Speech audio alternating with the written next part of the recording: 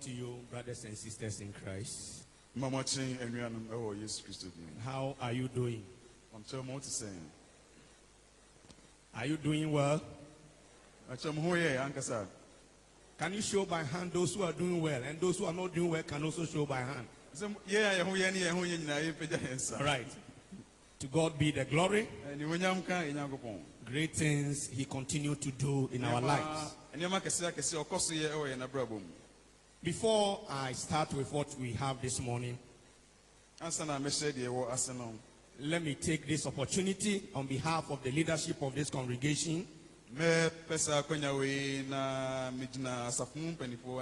and wish all women happy Mother's Day. Happy Mother's Day. It is recognized internationally, and for what women have done in our lives, we can't gloss over this event. And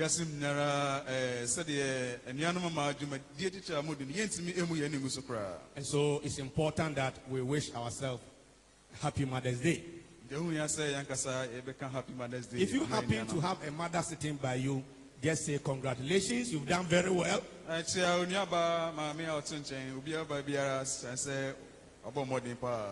And if that woman is your wife, then it must be a double Mother's Day. Amen. Amen. All right. We want to continue from where we left off last week. And you all know the month of May is slated for Bring a Friend Month. And we have chosen a theme that is so appropriate. Come and let's reason together. And so we are inviting our friends to come, so we reason together from the Word of God. And I want to also welcome all our visitors this morning. Can I see by hand those who are visiting us today? Are they visitors here? Good. Good. Okay. All right. You are most welcome. We pray that the Spirit of the Lord will minister to you in a very special way. Last week, we started reasoning together by looking at the first part of Isaiah chapter 1, verse 18. And that is God himself reasoning together with man always begins with sin.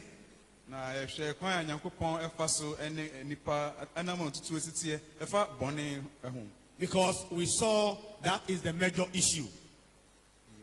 We saw that was the major issue.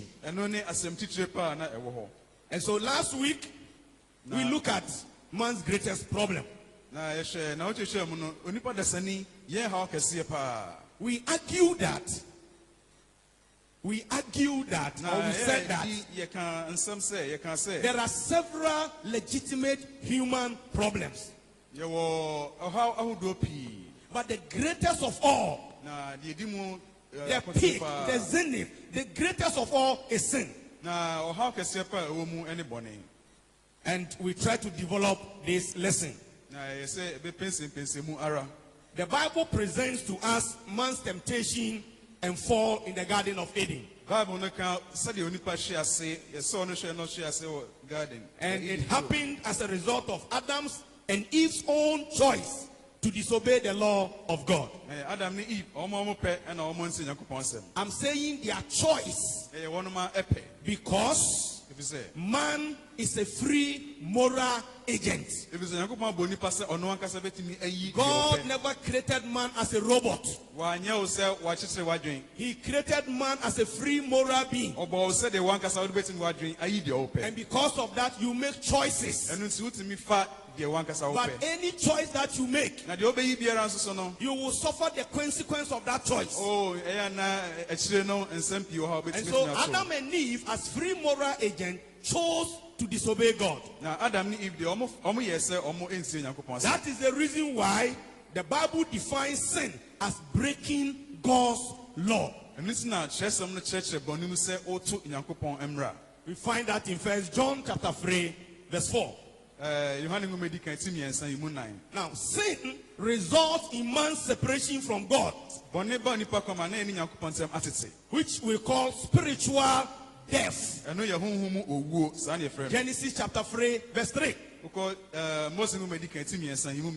told Adam and Eve, the day you eat this fruit, you will surely die. They ate the fruit, but they were still alive. And the truth is that it was simply a separation from God. And that is what we call spiritual death. But later on also, God brought physical death as well. So if you want to know what brings about death physically, it is sin. Sin always destroys relationship. Sin always leads to broken relationship. Whether it is a relationship between a husband and wife, whether it's a relationship between parents and children, whether it is a relationship even among friends. Once sin sets in, that relationship will break.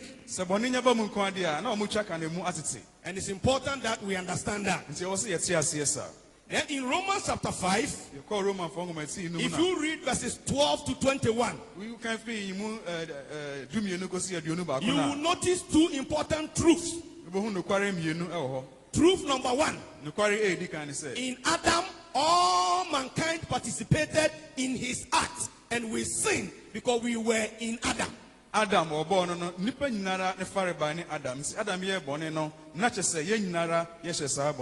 number two, in Adam, all mankind came to have the sin nature and face the death it brings to every man. That is why Hebrews chapter 9 verse 27 says, it is appointed unto man once to die. So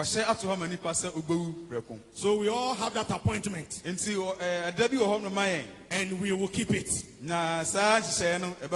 It doesn't matter what day, what time, you will keep it. And so that is a bad news for us. Because no one had been able to live flawlessly or sinlessly to the perfect standard of God's righteousness, He has placed an indictment on all mankind. And this is the bad news that says all have sinned and fall short in the sight of God. However, God, who created us in his image, loves us, and in his mercies and grace, he wants to reconcile us back to himself. And so he gives us a solution plan. No one can solve that same problem for us. It takes God himself to give us a solution plan. And in fact, the word religion, the word religion simply means binding man back to God. That is what it means. And various religions have come up, and the attempt is how they can reconcile themselves to God. Whether it is Hinduism, whether it is Shintoism, whatever the religion may be, the focus is how do we get back to God. But thank God, God has one plan for us. And he has revealed it to us, and that is what we are going to study this morning. Now, let me say this. Before man can appreciate God's solution, man needs to admit his sinfulness and his inability to save himself by any means possible. Because if you know you are not a sinner, you don't need salvation. Just as Jesus taught some time ago. He said the healthy person do not need what? Medicine. The healthy person, you do not need any medicine. So if you don't accept yourself as a sinner, then you can't appreciate God's solution for your sin. So we need to understand that. Let's start by looking at this. First of all, we want to look at man's attempt to save himself and how it is totally rejected. We call that auto-soterism. It's a big word, a theological word, which simply means saving yourself, which is impossible. Auto-soterism, one trying to save himself in the sight of God. It is not acceptable at all. And I have some few examples for you. Example number one is a man we all know called Naaman. We've heard about him. In 2 Kings chapter 5, verses 10 through 14. Naaman was the captain of Syria army. And he was a great man. Very respectable man. But he was suffering from leprosy. And so, to cut a long story short, a solution was prescribed for him. And he was supposed to go and bath in River Jordan for 7 times, so that his leprosy will vanish.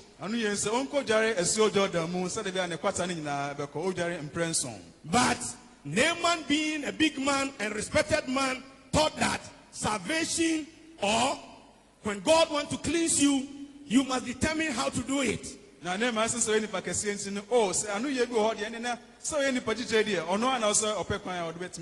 of pride. Out of pride, Naaman felt he cannot go through this because the river was too small. He was coming from a place where there are 2 great and big rivers called Abana and Papa. And he thought that if it is a matter of bathing in that river, then he has bigger ones there. So he didn't want to do it. And he decided to go. And it took the servant of Elisha to bring him back. And when he did it the 7th time, the leprosy was gone. This is an attempt of people trying to use their own schemes to save themselves. The second example is Israel. In Romans chapter 10, we read about the children of Israel trying to save themselves, which was not possible. The Apostle Paul says, Romans 10, verses 1 to 3, brethren, my heart desire and prayer to God for Israel is that they may be saved.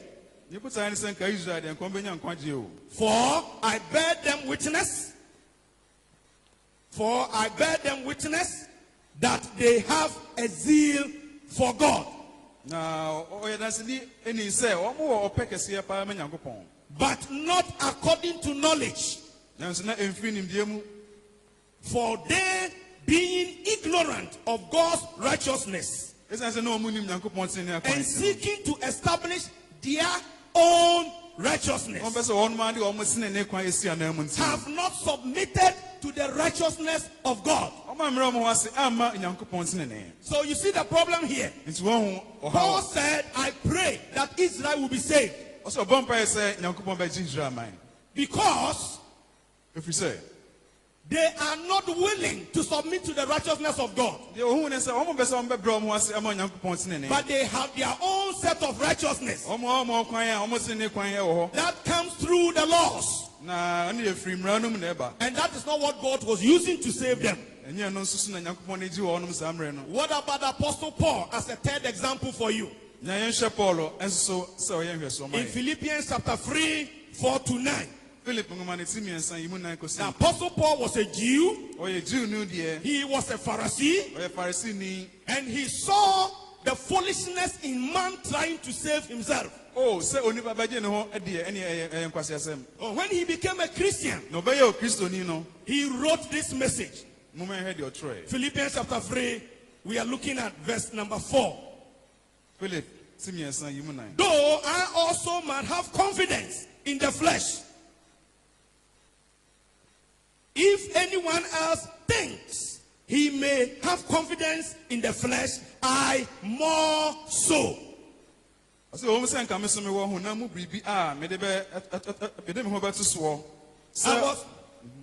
I was circumcised on the 8th day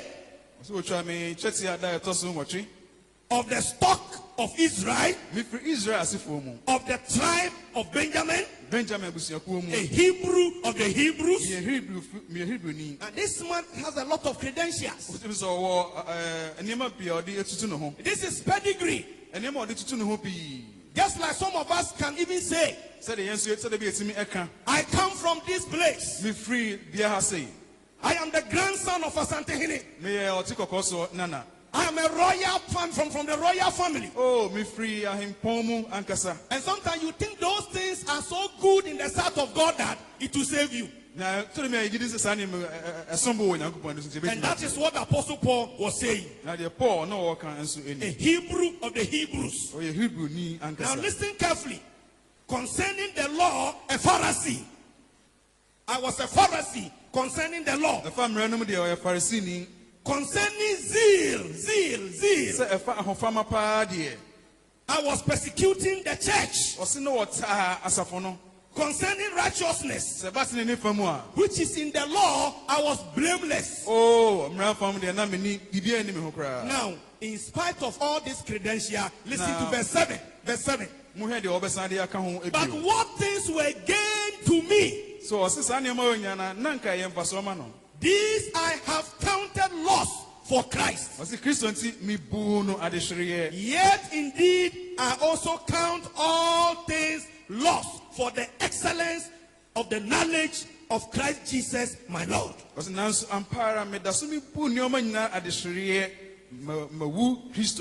whom I have suffered the loss of all things and count them as rubbish, that I may gain Christ. So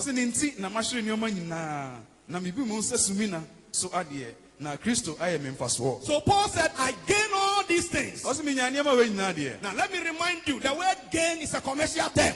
It's a business term where somebody makes profit. So Paul is saying, I made a lot of profit. But all these things, I realized they can't save me. And I counted them as rubbish. I threw them away. What about David? We won't read that. Psalm 51. Verses 16 and 17. We also read about David talking to God that God, if you needed sacrifices, I will give you more, but you don't need them.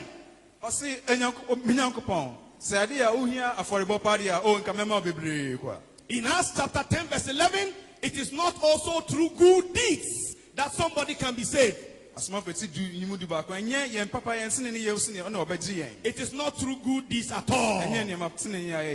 And so we need to understand this thing as the basis for our salvation message today. There are two types of religion in the whole world. Two types. Number one, we call religion by human achievement. Religion by human achievements. Man wants to please God because he has achieved so many things. And that is rubbish by God. God will not accept that. Number 2, we have religion by divine accomplishment. This is what God has done.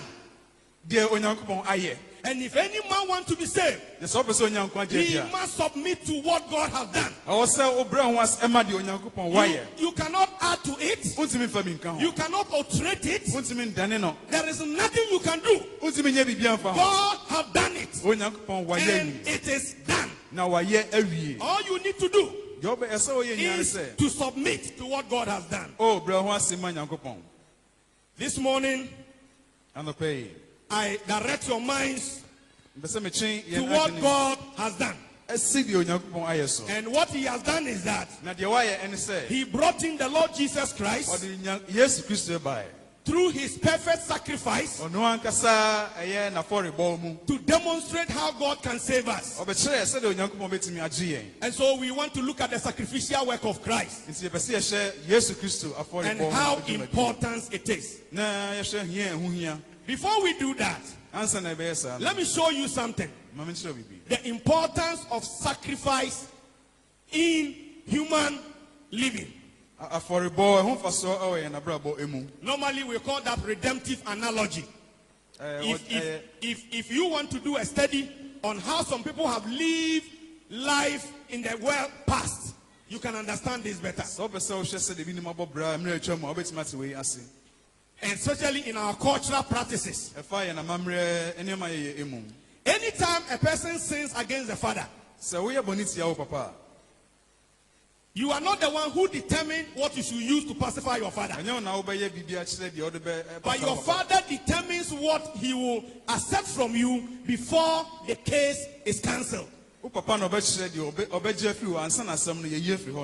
And that is what we mean by redemptive analogy. We also know that all those sacrifices that was done to reconcile a son and a father, because the son has sinned against the father. All those sacrifices are done away with, because the sacrifices of God has taken care of all that. So if somebody sin against me, if that person is my child, I don't need to take something from the child. I simply have to forgive. Because every sacrifice in that manner has been done away through Jesus Christ. I used to think about this illustration. When a husband offends the wife, in most cases, what we normally do is to pacify your wife. Maybe with a cloth, or 2 crates of eggs, or whatever you can think about. Sometimes you know what is interesting? When the man looks at the cloth you are wearing, and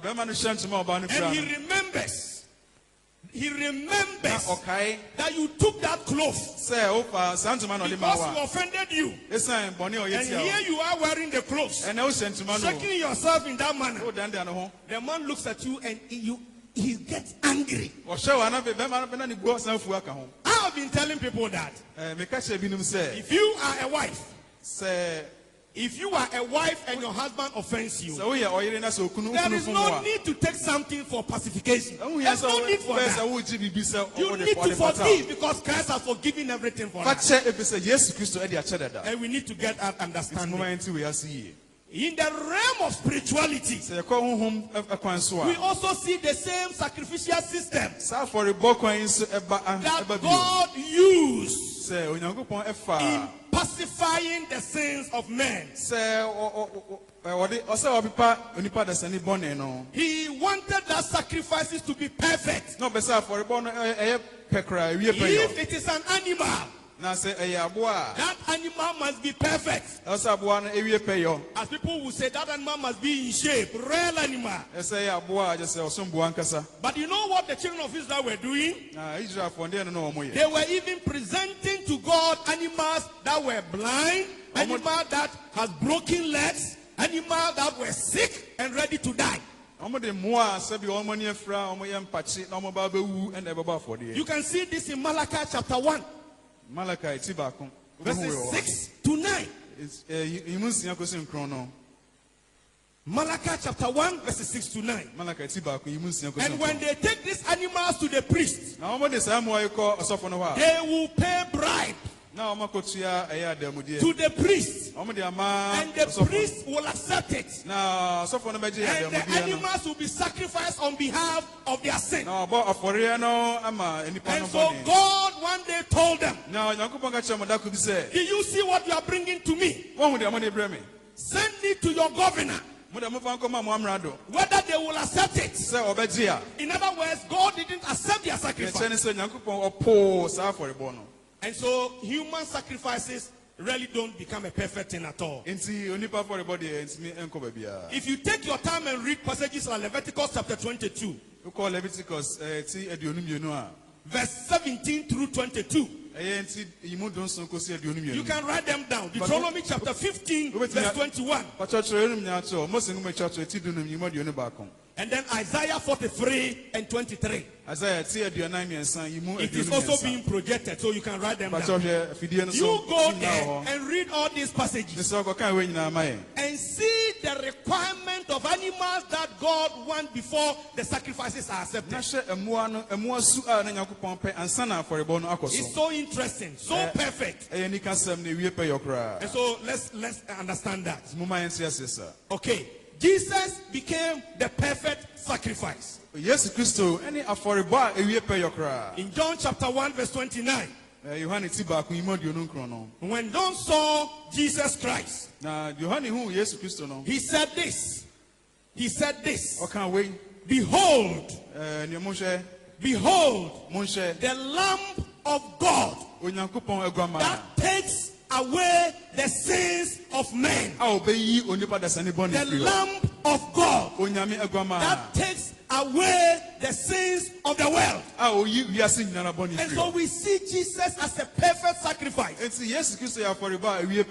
There are other passages, because of time we won't read it, but it will be projected for you to write them down. Like 1 Peter chapter 2 verse 22, Hebrews chapter 4 verse 15, 2 Corinthians 5:21, John 18:38 is being projected there, you can see it. And 1 John chapter 3 verse 4. All these passages tell us about the perfect sacrifice of Christ. But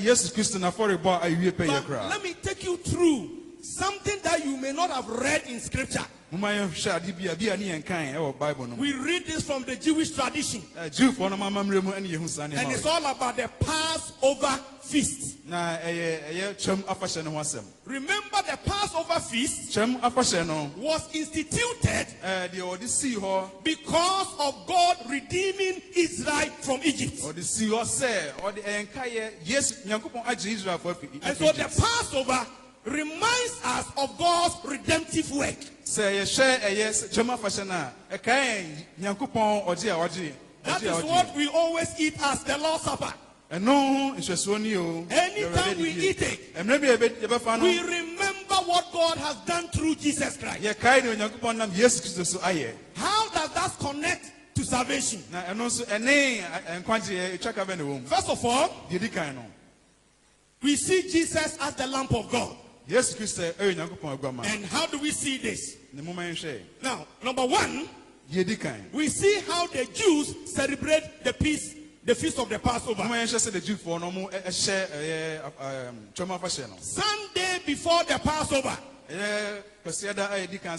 is what they call Lamb Selection Day. Lamb Selection Day. Today is Sunday.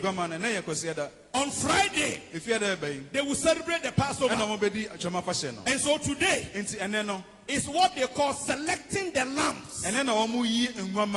So they will select the lamb they will sacrifice on Friday. Please follow it carefully, because I am directing you to how Jesus died on the cross. And you will see how it fits perfectly with the Passover. Any possible and any It's interesting to know this. So all the families will select the lamb. And they have to take their time and select a perfect one. Let me show you something interesting. On the day that they were doing the lamb selection day, Jesus showed up among the crowd riding on a donkey. He was on a donkey, riding among them, as if God was selling them something. This is the lamb, and not the one you are selecting. Something is going to happen. This is the one I have chosen. He was telling them a message. He was riding on a donkey. What happened? During the celebration of the Passover, according to the Jewish tradition, they expect that the Messiah will come. And so they will not close the temple door. They always leave the temple door open. Because they are expecting that he is coming. Brothers, I want you to connect this carefully. Because as I speak to you today, most Jewish people don't believe Jesus is the Messiah. In 2013, when we had the opportunity to visit Jerusalem, I did some interviews among some Jewish people. And I asked them, what do you think about Jesus? You know what they told me? He is one of our brothers. They don't see him as the Messiah. Oh, how true that is. That John recorded it. In John chapter 1. Verse 11 through 12. He came to his own, but his own refused him. But as many as did receive him, he gave them the power to become children of God. The Jewish people don't believe Jesus is the Messiah. That is why they rejected him. Isaiah chapter 53. Jesus had already, God have already mentioned that. Who has received our report? Who have accepted our message? Then he started talking about the Messiah. He started talking about the Messiah. That when he comes, we will not see beauty in him. So much that we will accept him. And the Jewish people truly did not accept Jesus as the Messiah. Of course, not all of them. Not all of them. Some accepted him.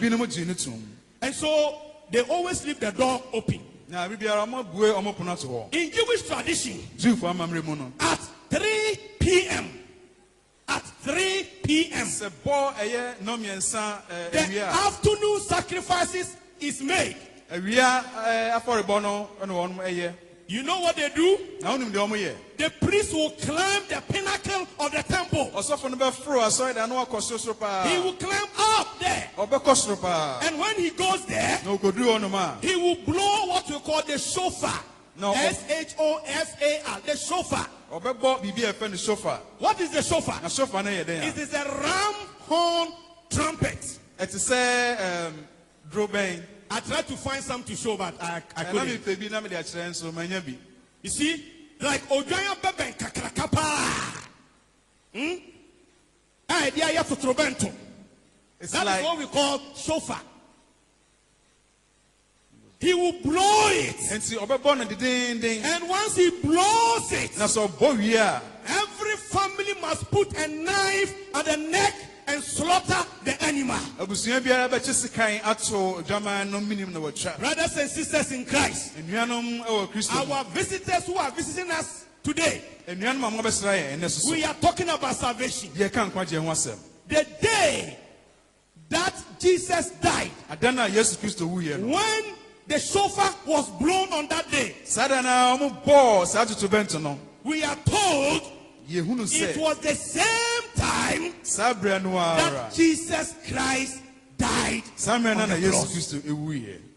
I don't believe in God of coincidence. I believe in God of planning. On the same day, let me give you passages to read. Matthew 27:45. Matthew 27:45, 46 and 50. Matthew chapter 27, verse 45, verse 46, and then verse 50. Then Luke chapter 23, verse number 46. And then John chapter 19, verse 30. The same day that they blew that trumpet, the same day that they were slaughtering their animals, the same day Jesus also died on the cross. And that is very important. All right, so we see the sacrifice of Jesus for our sins. How does a person receive this gift? Number one, the basis of receiving this sacrifice is by faith. For some people, it doesn't even make sense to them at all. That is why the Apostle Paul will say in 1 Corinthians chapter 1, verses 18 through 25, that the preaching of the cross is foolishness unto those who are perishing. So for some, they don't even accept it at all. But what you need to do is to have faith in what God has done. Remember, I told you the two types of religion. Religion by human achievement, which is rejected by God, and religion by divine accomplishment. You need to put faith in what God has done. Sometimes I think about these things. If you buy a tin of milk and you are using it, when you open it, do you ask yourself questions like, what went into this milk? How was it even processed? Did they use a good product in processing this milk? You don't think about all these things. The moment you open it, if you are preparing tea for yourself, you pour everything in it and you are ready to take it without questioning where it came from. When you open a tin of sardines, you enjoy it the same way. When you board a plane, you don't question whether the pilot is qualified or not. You do not conduct an interview with the pilot and say, hey guys, are you prepared to take me to my destination? You don't. All you do is to fasten your seatbelt. And you know you are going. And sometimes on the way, when you face a lot of experiences, that is something that you don't think about. And the air hostess will say, please, we are going through some rough condition. Fasten your seatbelt. You begin to think twice. And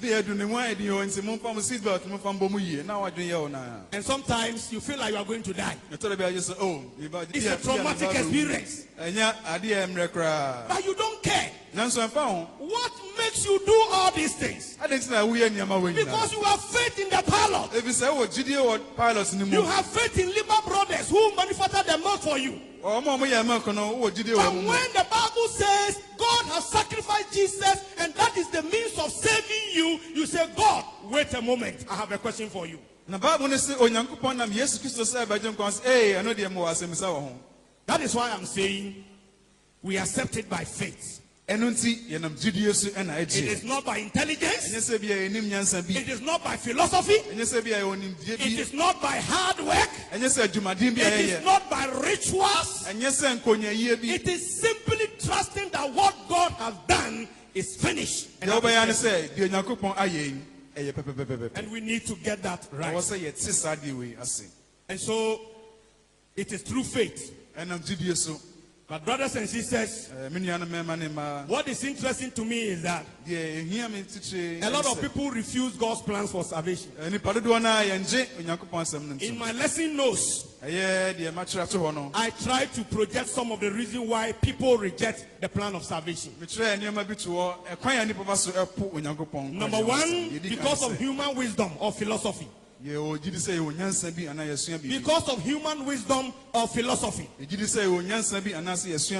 can read the passage that is given in there. 1 Corinthians chapter 1, 18 to 25. The preaching of the cross is foolishness unto those who are perishing. The Bible says the Greeks seeks for wisdom. What type of wisdom? The word is Sophia, and it's about worldly wisdom. They seek human wisdom. And human wisdom says, how do you accept something that you have not seen? No,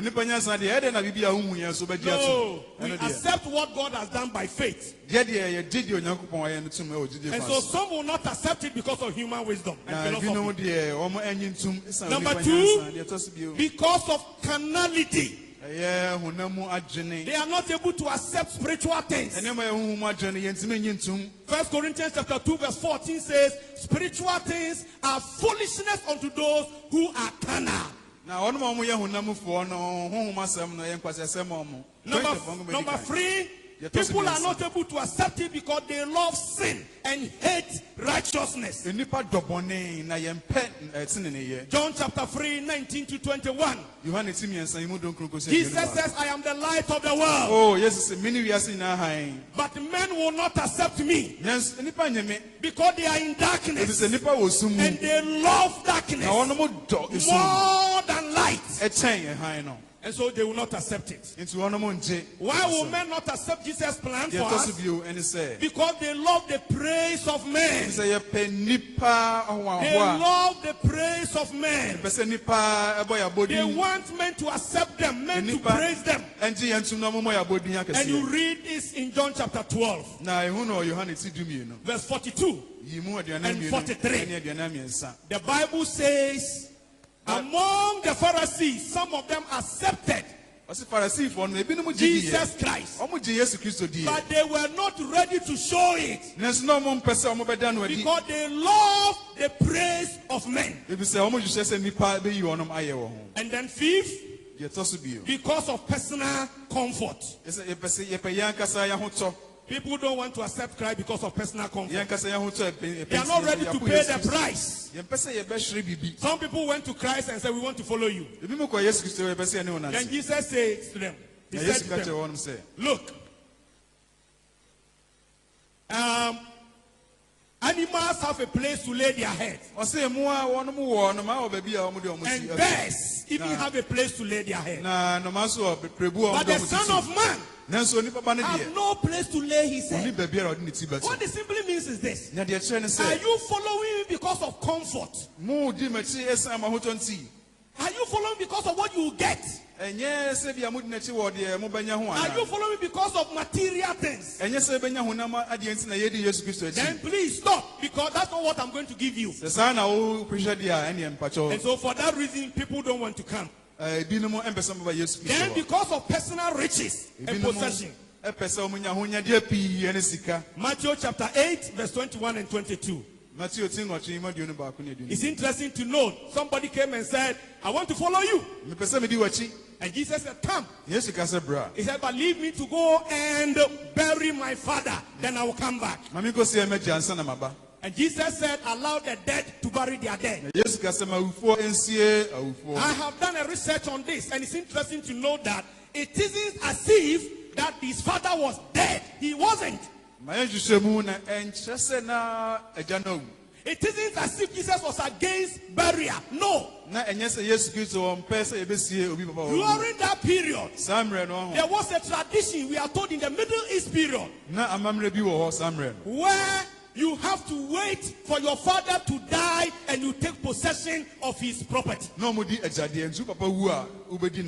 so what this man was going to do is that he was going to wait until his father will die, and then he will bury the father, and then take the possession before he will come and follow Jesus. Where will Jesus be by then? And so that is why Jesus said that to him. Leave the dead to bury their dead. Leave the spiritually dead to bury the physically dead. And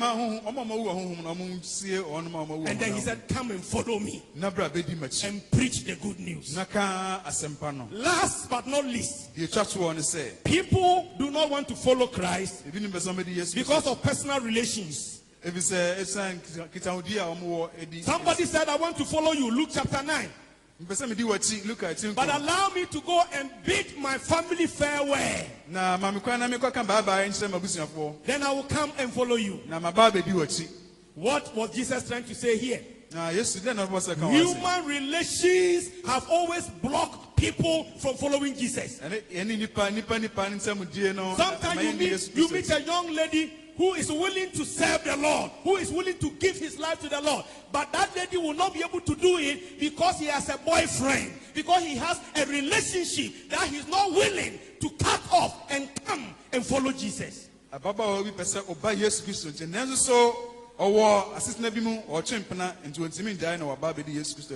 the problem is with parents.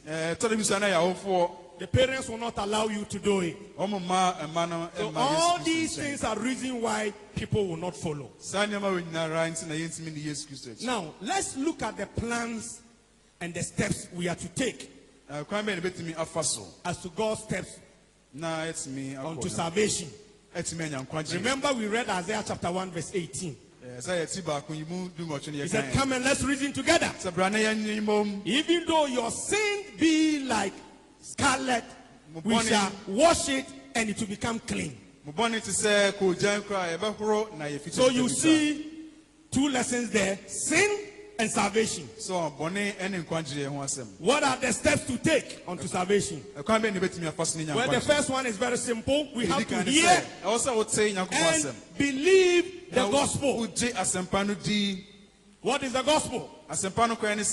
Sometimes I ask people this question and they tell me it's good news. Then I say, what is the good news? Then they say it is the gospel.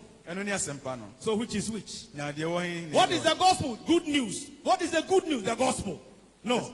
The meaning is in scripture, so you need to understand that. 1 Corinthians chapter 15 verse 1. The Bible defines the gospel for you. And the Apostle Paul makes it so plain. 1 Corinthians chapter 15, we are looking at verses 1 to 4. The definition of the gospel. He said, moreover, brethren, I declare to you the gospel. Remember, the word "the" comes before the gospel, and that's a definite article, specific. The gospel. There is no other gospel. I declare to you the gospel, which I preach to you, which also you received, and in which you stand, by which also you are saved, if you hold fast that word which I preach to you, unless you believe in vain. Verse 3. For I delivered to you first of all. So we are beginning to know what the gospel is. First of all, that which also I received, that Christ died for our sins according to the scripture. Yesterday I told you that. Last week I told you that. That the gospel begins with sin. Without sin, there is no good news. Okay, so he said, because of your sins, and that he was buried, and that he rose again the third day, according to scriptures. What is the gospel? It is simply the death. It is simply the death, the burial, and the resurrection of Jesus Christ. That is the gospel. That is the gospel. That is what we need to hear. It is not stories. It is not you will go to abroad. It is not come for visa. It is not a prophesy in your life. You shall be the head and not the tail. It is not bring water for me to bless for you. I challenge you this morning. That many people are in some of these churches that they don't know the gospel. They are all there because they want miracles. They are all there because they want some money. Because they want to marry. Because they want this, they want that, they want that. That is all. They are not there because of the gospel. And so they don't even preach the gospel. If Jesus means anything to them, it is because he's a miracle worker. It is because he will bless them with money. He will bless them with visa. That is all they know Jesus for. And not for salvation. But last week I told you, if a man gains the whole world and lose his soul, Jesus said, what profit have you get? Then he said, what can man exchange for his soul? What can man exchange his soul with? I don't need nothing. So please, first of all, you must hear the gospel. If you are here this morning, visiting us, we are saying that because of your sins, Jesus died. He paid the price. He paid the price. Jesus paid a debt that he didn't owe. You were owing a debt that you couldn't pay. That is what the amazing grace is all about. And so that is the gospel. And it is a divine accomplishment. Nothing can change it. Number two, you must repent. If you hear the gospel, you must repent. Today, the message of repentance is not being preached again. We rather accept people in the condition that they are and let them be there. No. A gospel without repentance is no gospel. And that was what John began to preach. Repent, for the kingdom of God is at hand.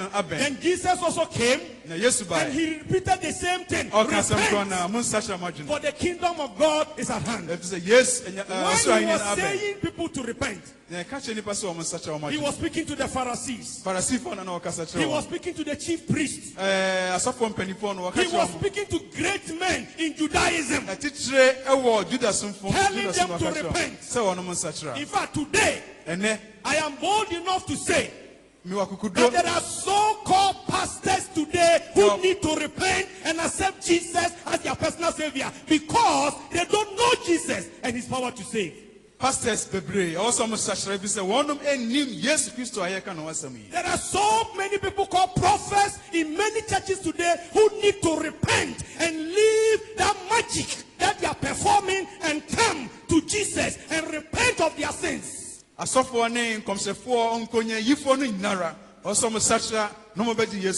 are just cheating people, taking advantage, manipulating people, and making money out of them. They need to repent. They need to repent. And we also need to repent. There are two ways of repentance here. Positional repentance, when you change and accept Jesus Christ as your personal Savior. And the second one is what we call progressive repentance. Even when you accept Jesus Christ and you are baptized, in your Christian life, every day you must repent. Every day in your life, you must repent. That is what we call progressive repentance.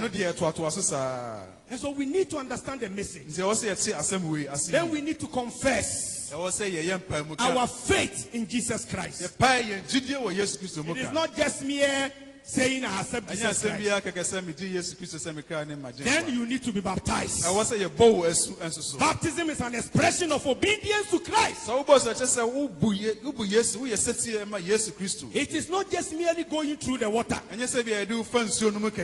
as some people even think of. 1 Peter chapter 3, 20 to 21 explain that a lot.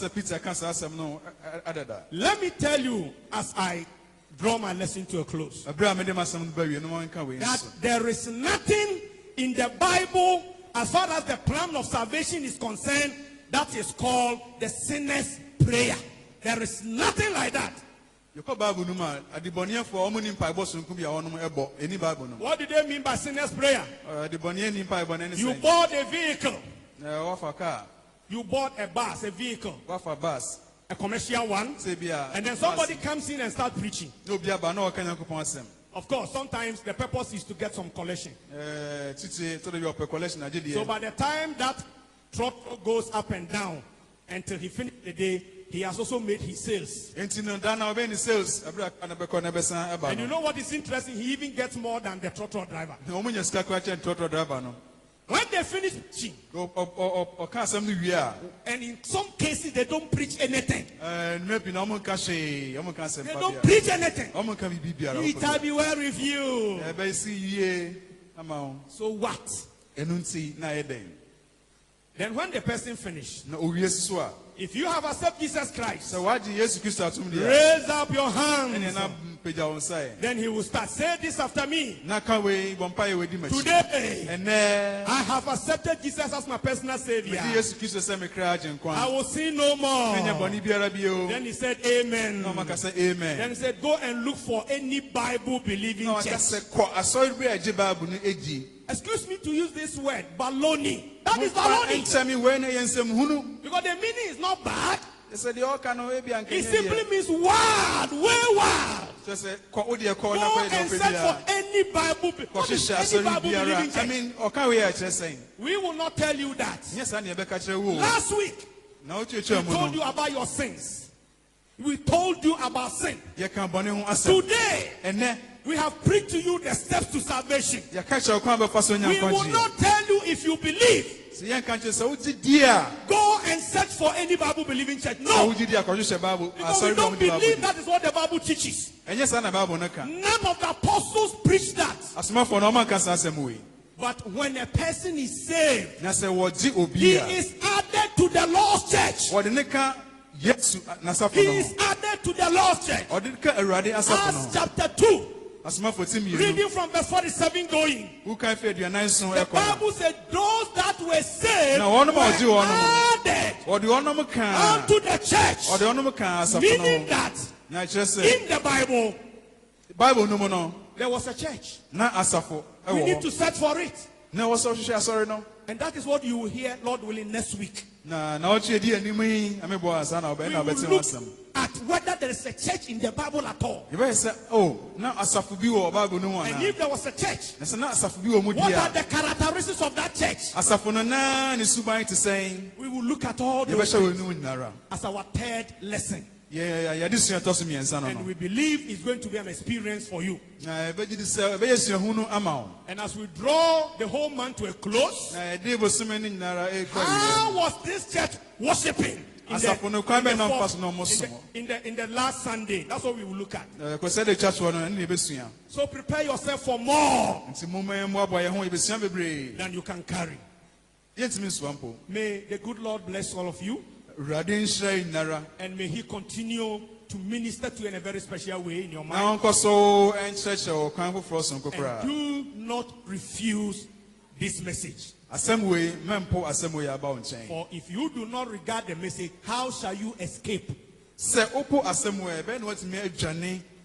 There is no escape for you. God bless you. In Jesus' name. Amen. Amen.